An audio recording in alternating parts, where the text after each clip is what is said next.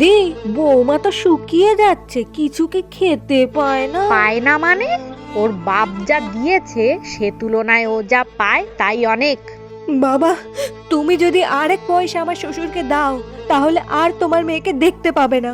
এই আমি তোমার গা ছুঁয়ে বললাম। মন খারাপ করো না নীরু, 6 মাস পরেই তোমাকে আমি আমার কাছে নিয়ে যাব। তুমিও তো কিছু বলো না, মা আমাকে উঠতে বসতে কথা তুমি শোনায়।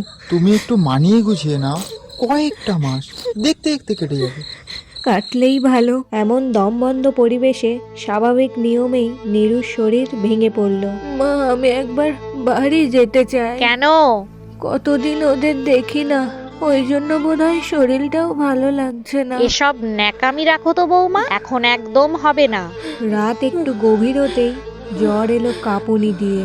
ইতিমধ্যে ডেপুটি ম্যাজিস্ট্রেট স্বামীর চিঠি এলো। অবিলম্বে আমার স্ত্রীকে এখানে পাঠিয়ে দাও। বাবা, এ বউ মরে গেছে, আমার জন্য আরেকটি মেয়ের খোঁজ পেয়েছি। এবারে 20,000 টাকা পান আর হাতে হাতে আদায়।